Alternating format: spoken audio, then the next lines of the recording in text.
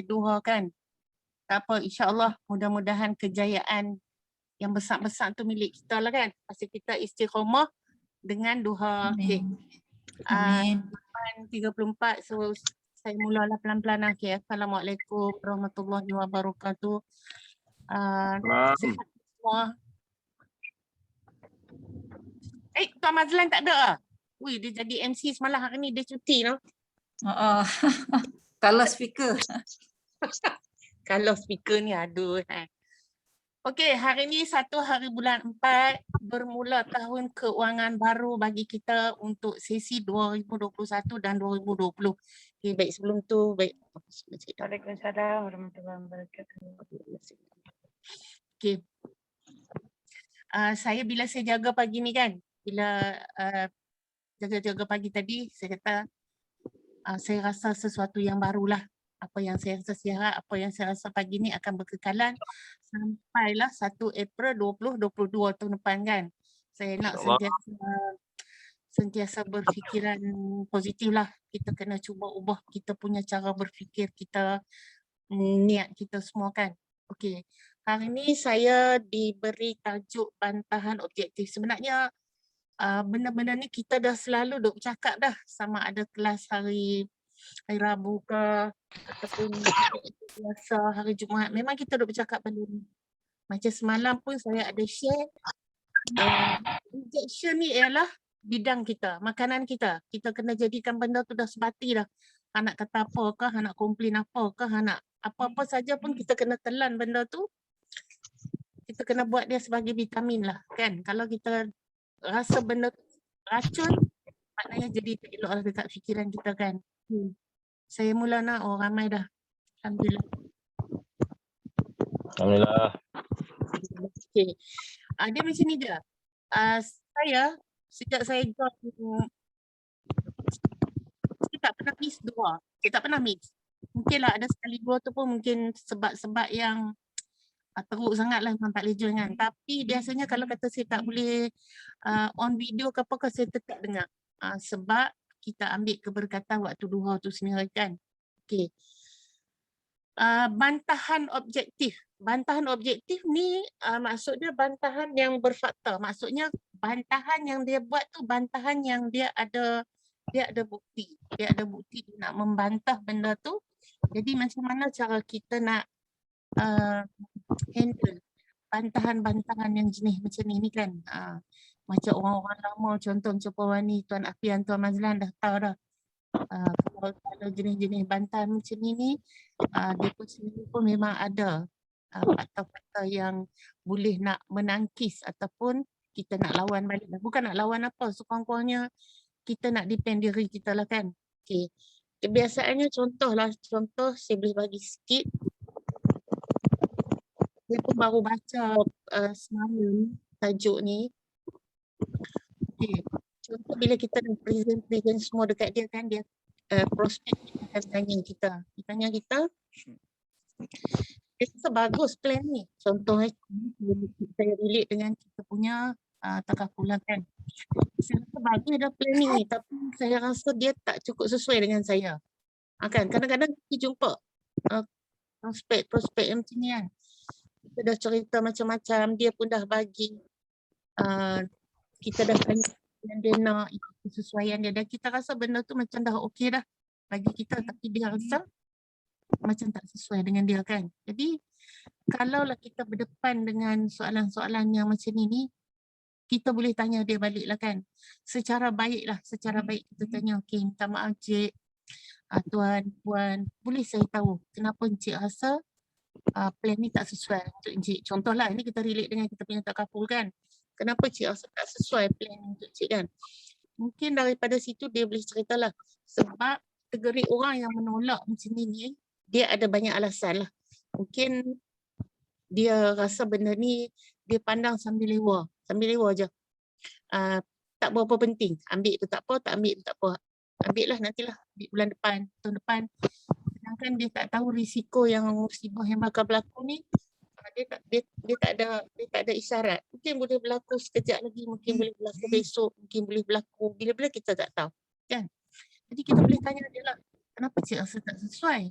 Sebab kalau kita boleh tanya dia macam tu dan dia boleh orang kata communicate balik dengan kita kenapa dia rasa tak sesuai. Mungkin ada benda yang dia rasa tak sesuai daripada segi bajet mungkin kan. Kita boleh cuba orang panggil, kita boleh cuba kenal pastilah ataupun kita cuba korek-korek lah orang kata kan. Kenapa dia rasa macam tu, dia kata macam tu kan. Jadi mungkin kita boleh bagi idea ataupun pendapat dekat dia kan. Mungkin boleh kongsi, mungkin saya dapat bagi pendapat, mungkin saya dapat bagi idea untuk kita nak sesuaikan dengan apa yang Encik nak. Contoh, memang akan berlaku benda macam tu. Kadang-kadang kalau kata kita berdepan dengan prospek pun macam tu. Kadang-kadang tak apalah, saya nak balik bincang dengan wife dulu kan. Kadang-kadang kita pun jam juga. Kalau dia kata macam ni jam. Jam dia nak balik tanya wife dia ni memang kita tahu dah yang ni memang ayat elok kan. Tapi macam saya, contoh saya dengan Tok Yin, kadang-kadang kita bagi juga ayat-ayat yang bagi kesan dekat dia kan. Cik nak balik tanya West, sebenarnya apa yang Cik nak buat ni sebenarnya untuk dia, untuk West dan untuk anak-anak kan. Benda yang kita perlu buat, kita betul-betul tak segera. Macam tu lah. Jadi kalau nak balik bincang, bimbang kalau Cik nak balik bincang dengan wife, adakah apa yang saya cerita pada Encik ni, Cik boleh sampaikan balik pada wife. Maksudnya kalau kata kita cerita plan ni dekat dia, semua ni dekat dia, adakah dia boleh balik, copy balik apa yang kita cerita ni dia nak sampai dekat wife dia? Tak mungkin lah kan. Jadi senang je, apa kata Cik, kita jumpa sekali lagi ke bawa wife dia ke apa. Jadi sebab kalau macam kita nak pergi jumpa prospek ni kadang-kadang kan kalau kita boleh jumpa husband and wife sekali dua-dua orang tu kan, yang tu memang sangat-sangat baik sebab kita bolehlah masukkan sikit-sikit emosi dekat wife dia kan, kesedaran tentang dia macam-macam persediaan untuk. Jadi bila dia nampak macam tu, sebab kadang-kadang satu-satu keputusan yang nak dibuat dalam satu-satu rumah tangga tu, kadang-kadang ada setengah isteri yang tak ada kuasa veto lah kan. Kalau dia kata boleh, boleh. Kalau dia kata tak boleh, jangan duk pandai-pandai. Habis kurang macam tu kan. Kan? Kalau kata dia nak kahwin lagi satu, ada dia nak tanya kita kan. Contoh. Kan? Contoh. Tapi kita tak boleh lah tanya ayat macam tu kat dia kan. Pedih lah pula. Kan? Betul tu Akif. Lawak sikit lagi ni. Okey. Semua ceria-ceria kan ni awak semua diam saja ni. Semua stres ke? Ada. Beri laluan. Tak. Akif macam nak cakap tu.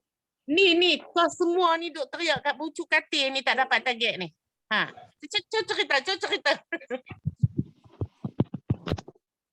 Okey. Tahun ni kita cuba supaya apa yang kita target bukan kita sebut di hati di mulut, tetapi kita sebut di mulut keluar daripada hati dengan tindakan kita sekali. Boleh? Boleh? Boleh. InsyaAllah. Kita cuba sama-sama nah. Sebab apa? Semalam bila saya tengok Tuan Afian suruh, ni dia nak pergi claim lah kan.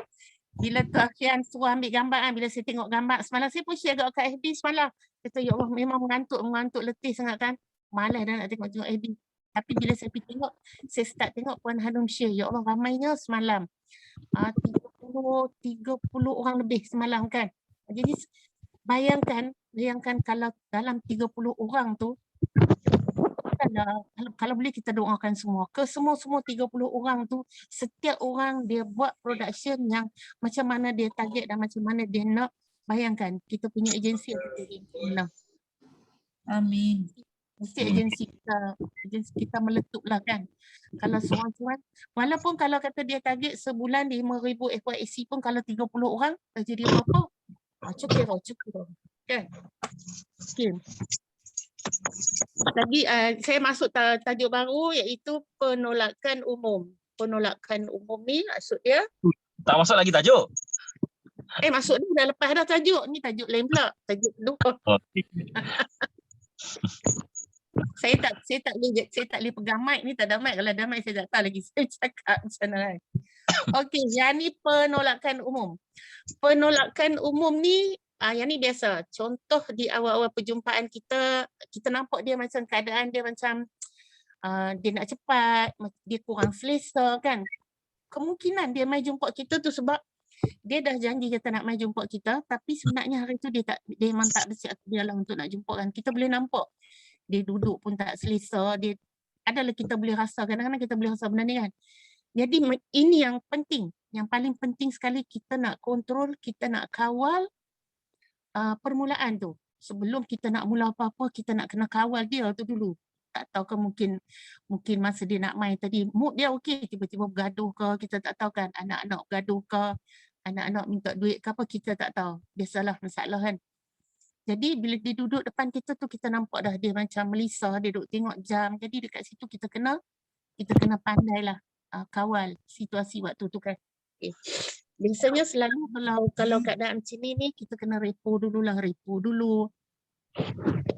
kita kena repo dia dulu, mungkin puji dia, tanya dia sikit apa lebih kurang supaya dia relax sikit sebelum kita nak masuk ke tajuk kita ni. Memang tajuk yang agak berat, walaupun nampak simple, 7 modul tu nampak simple je kita baca, tapi sebenarnya dia membawa kita ke arah satu benda yang agak berat. Yang ni sebab dia berkait dengan duit, berkait dengan komitmen. Jadi benda-benda macam ni dia kadang-kadang rosotlah fikiran kita punya prospek tu. Kadang-kadang dia kena betul-betul tenang. Kalau kata dia dalam keadaan serabut, memang kita tak boleh nak present macam tu lah kan. Okay, dan lagi satu, kita kena repo dia macam mana. Terima kasih lah sebab dalam keadaan dia kalut-kalut macam tu pun dia masih sudi nak mai jumpa kita, nak dengar apa yang kita nak share dengan dia kan. Jadi situ mungkin boleh meredakan sikit lah dia punya serabut tadi tu kan. Okay. Yang ni tajuk seterusnya, benteng rintangan terakhir. Dia punya tajuk ni pun bila saya tengok tajuk ni, apa benda lah dia tulis ni, benteng rintangan terakhir ni kan. Bukan mudah juga lah macam saya ni umur tua-tua ni nak faham satu-satu ayat ni kan. Kadang tu kan ini juga nak faham. Okay. Lepas semua ni kita nak buat closing. Biasanya kita nak buat closing lah ni. Kita nak buat last kali, kita nak buat closing. Selepas kita dah terangkan semua, selesai dah kita buat presentation semua. Macam biasa saya dengan Tok Ilyas dah sampai dah tajuk yang ke-7. Macam mana kita nak bawa dia balik ni, kita dah bawa dia belayak ni, kita bawa dia dah belayak. Modul 1, 2, 3, 4, 5, 6, 7 habis. So kita nak bawa dia balik, dia punya pelayaran dia tadi ni ke tajuk kita yang sebenarnya, tajuk protection. Macam mana kita nak buat? Macam mana kita nak bawa dia balik ke tajuk tu? Jadi dekat situ kita kena ada macam skill lah, macam idea kita kena tambah sikit-sikit. Macam mana kita nak bawa fikiran dia tu masuk balik ke dalam tajuk sebenar kita ni, takaful. Contoh kan. Okay. Sebenarnya bukan mudah juga tau, sebab kadang-kadang saya jumpa 2-3 orang dia kata bila cerita-cerita habis tu kan, macam mana kita nak pergi ke takaful? Macam ni kita nak bawa balik kita punya prospek tu pergi ke takaful. Dia kadang-kadang benda tu susah juga, tapi kalau kita ada cara, kena dengan cara, memang kita boleh bawa dia balik ke takaful tadi ni kan.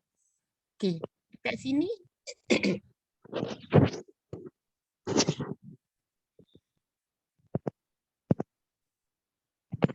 dia akan tanya kita dah, kadang-kadang prospek ni dia akan tanya, rasa berbaloi tak saya ambil produk ni? Contoh kan, contoh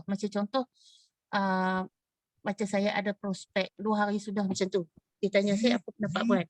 Sama ada saya nak ambil iklan dariku ataupun iklan sama. Ni saya bagi contoh lah. Kadang-kadang kita dekat situ kita akan ada satu dilema juga. Dia ni harga sama, contoh harga sama. 90 iklan dariku, 95 ataupun 99 lebih kurang iklan sama. Sebab iklan protection sebenar tu kan, dia lebih kurang harga. Walaupun perbezaan RM5, kadang-kadang klien ni dia akan kata, dia mestilah pilih yang mahal sebab komisen dia lebih. Memang akan ada fikiran yang macam tu kan, walaupun RM5. RM5 sebulan, kalau 30 tahun RM5 dah berapa kan? Ada klien yang berfikiran macam tu. Jadi macam mana kita nak bagi pendapat dia supaya dia memilih plan yang sesuai untuk dia. Dekat sini pentingnya macam saya selalu share, kita kena tanya apa yang dia dah ada. Medical card ataupun dia dah ada plan hibah yang dekat company lain, kita kena tanya.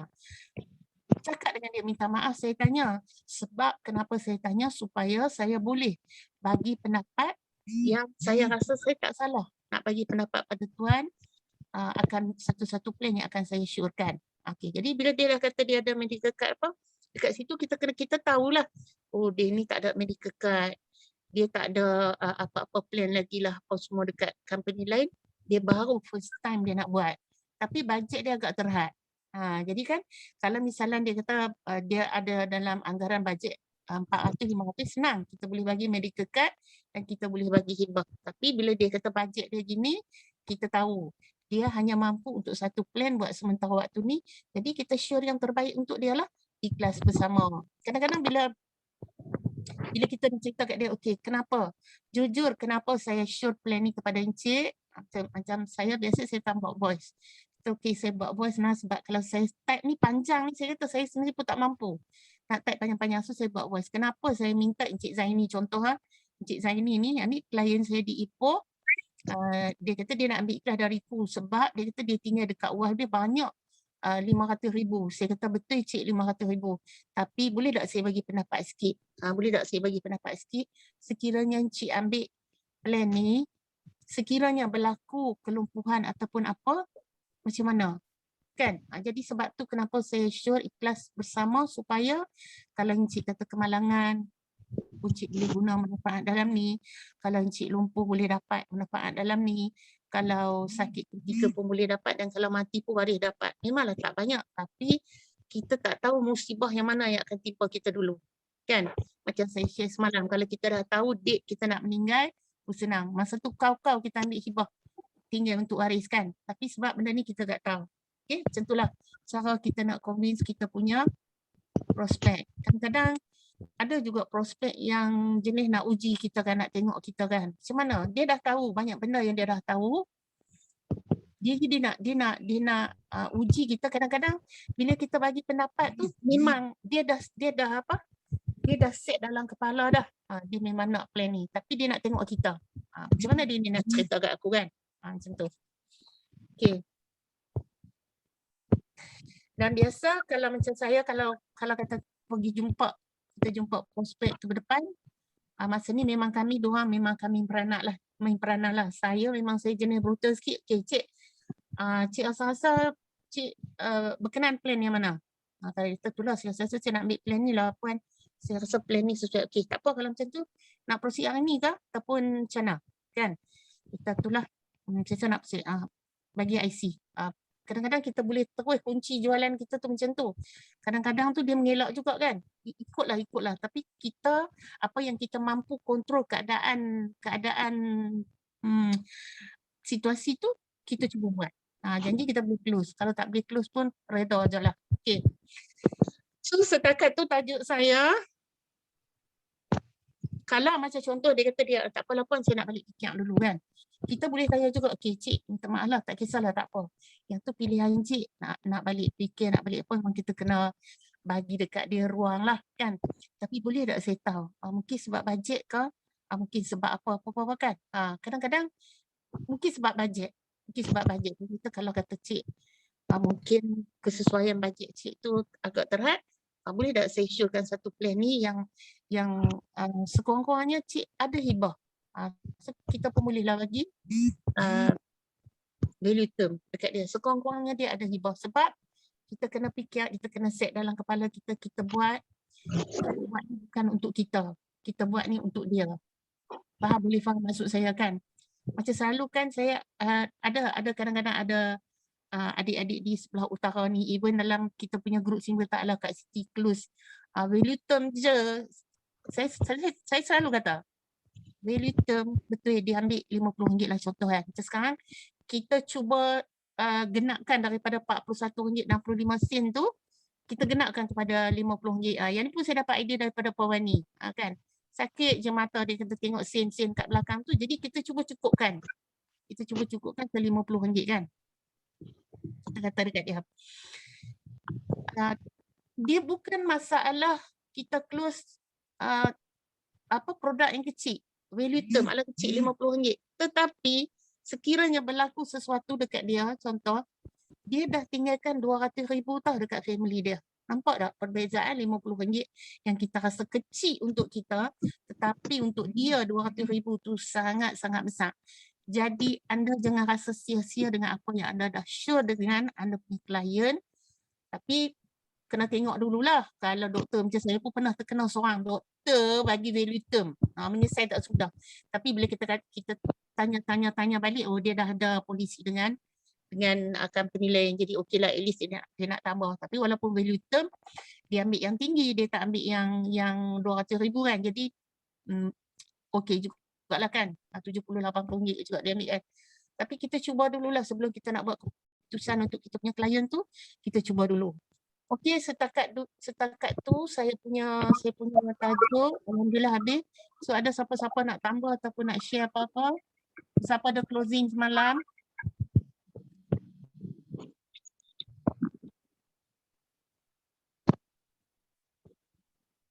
Boleh sahabat-sahabat hari ni satu hari bulan, adakah anda rasa anda nak berehat ataupun hari ni anda rasa adalah hari baru, semangat baru untuk anda semua memulakan langkah baru? Boleh share tak? Tajuk habis dah ni. Cikgu Mus cuti sekolah. Cikgu Mus macam mana? Cuti. Alhamdulillah. Macam mana? Hari ni 1 April bermula tahun keuangan baru untuk kita. Macam mana? Apa perasaan cikgu? Nak buat yang lebih baik lah daripada tahun keuangan yang lepas. InsyaAllah. Ada target masing-masing kan, akan cuba untuk capai lah. Alhamdulillah. Syukur alhamdulillah. Saya doakan semua sahabat-sahabat akan capai target lah. Termasuk saya sendirilah kan. Target yang dibagi oleh bos tu agak saya tak mau kata tinggi ataupun rendah, tapi saya nak cuba buat. Sebab saya fikir kalau orang lain boleh buat, takkan aku tak boleh buat. Macam itulah. Jadi kita kena ada semangat macam tu untuk kita nak ni. Lagi satu fikir macam ni lah.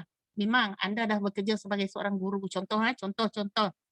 Anda dah bekerja seorang guru. Ataupun macam Tuan Aswad dia habaq kat sini semalam dia nak buat full time. Aswad buat full time stop buat full time MDRT. Walaupun kita dah ada gaji tetap.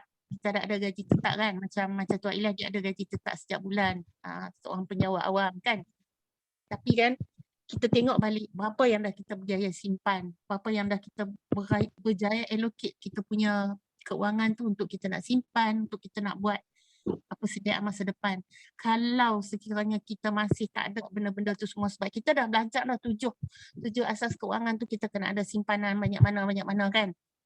Kita dah tahu benda tu. Jadi kalau kita bercerita pada orang tapi kita sendiri tak buat benda tu, bayangkan sangat-sangat sia-sia lah kan. Jadi kita ada satu platform yang kita boleh nak menjana income kita ni, so kita buat sungguh-sungguh insya-Allah. So setakat tu dulu kot. Dah pukul 9 pagi. Siapa ada close malam? Boleh share sikit ke? Kak Afia ada nak kata apa-apa ke? Okey. Power. So tahun baru, hari baru hari ni saya harap kita terus tekalkan momentum semangat dan terus bersemangat lah. Alhamdulillah tahun ni kita cecah 1.6 million, satu kejayaan yang sangat membanggakan. Tak pernah dapat 1.6 million ni. Sama untuk dari unit saya pun 1.2 pun tak pernah dapat lagi, ni first time dapat. Apapun saya masih lagi tak berpuas hati lah.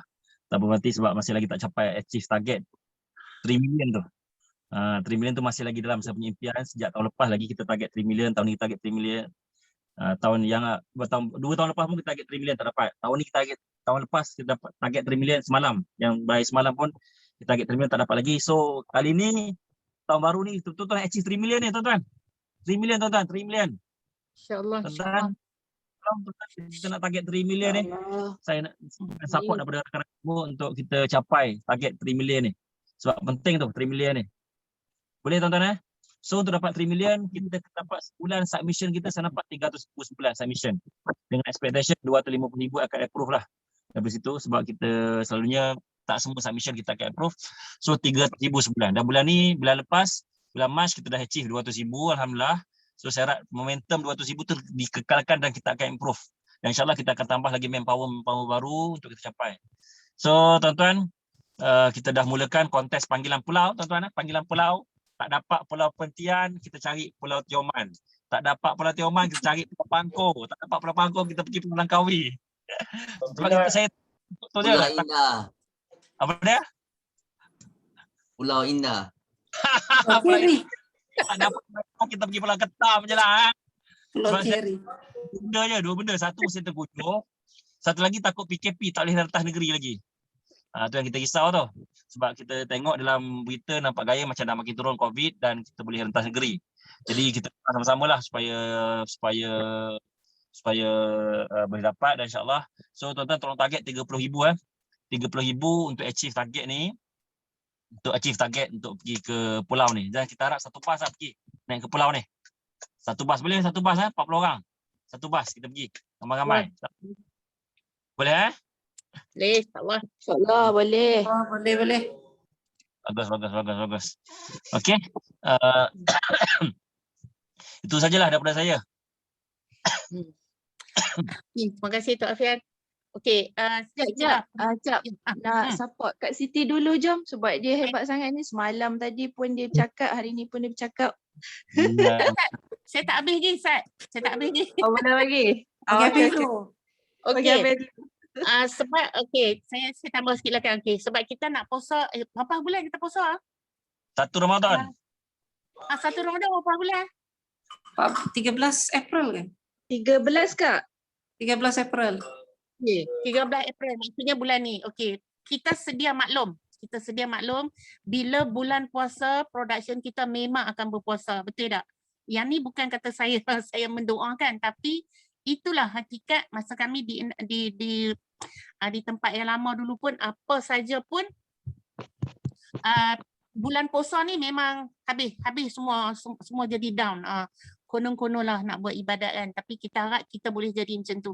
Jadi kita ada berbaki 13 hari ni, kita cuba buat yang terbaik lah 13 hari ni sebab lepas tu kita nak puasa. Lepas puasa kita raya sebulan open house. Kalau kata PKP dibuka kita mak kat open house lah. Sedangkan kalau kita nak tengok kita punya momentum untuk tahun lepas bermula pada bulan 3. Pada bulan startnya PKP, di situlah bermulanya kita punya, macam saya sini bermulanya meletup sale pada bulan 3. Start bulan 3, bulan 4, bulan 5 masuk dalam PKP. Jadi tahun ni kita harap PKP kita boleh rentas negeri sebab masa kami pergi di Balai Polis, dia kata bila satu-satu company tu dah ada MITI punya form tu kan, dia kata tuan tak payah lagi nak main Balai Polis tuan. Tuan bawa MITI ni tuan boleh pusing, tapi atas alasan bekerja lah, bukan makan angin. Boleh pusing ke mana saja tuan nak pergi dengan surat MITI tu. So maknanya tak payah lagi pergi Balai Polis untuk kita nak dapat pengesahan, tapi kita ni baik pergi juga kan. Okay? Kita cuba buat yang terbaik tahun ni, insyaAllah. Siapa yang dah income 1,000 kita cuba naikkan 2,000. Yang income 2,000 kita cuba buat naikkan 3,000. Yang ke 3,000 kita cuba naikkan 4,000. Target tu target kita, dan duit tu sebenarnya untuk kita, bukan untuk orang. So saya doakan semua sahabat-sahabat jadi sesuatulah di tahun 2021 ni, sesuatu berlaku pada kita punya agensi khususnya, dan yang lain tu untuk kita sendiri lah. Okey, saya sudahi dulu saya punya sembang pagi hari ni. Macam Kak Bet pula sinar video sinar. Okey, saya sudahi dulu hari ni. Saya nak minta seseorang tolong bacakan doa pagi ni. Imam baca doa. Tafian baca doa Tafian. Okey, bismillahirrahmanirrahim. Alhamdulillah alamin wassalatu wassalamu ala asyrafil anbiya wal mursalin wa ala alihi wa sahbihi ajma'in. Rabbi shrah li sadri wa yassir li amri wahlul 'uqdatam min lisani yafqahu qawli. Ya Allah, ya Tuhan kami, ampunlah dosa kami, ya Allah, ampunlah dosa kami yang lepas maupun yang akan datang, dosa yang terlihat maupun dosa yang tersembunyi, dosa yang diketahui maupun dosa yang tidak diketahui, dosa yang besar maupun dosa yang kecil. Ya Allah, ya Rahman Rahim, permudahkanlah urusan kami, murahkanlah rezeki kami, berkatilah rezeki yang Kau berikan kepada kami. Ya Allah, ya Rahman Rahim, jauhkanlah kami daripada dosa, jauhkanlah kami daripada maksiat, jauhkanlah kami daripada malapetaka, jauhkanlah kami daripada penyakit, jauhkanlah kami daripada COVID-19. Ya Allah, ya Rahman Rahim. Ya Allah, ya Rahman Rahim, berilah kami kekuatan, berilah kami kesihatan,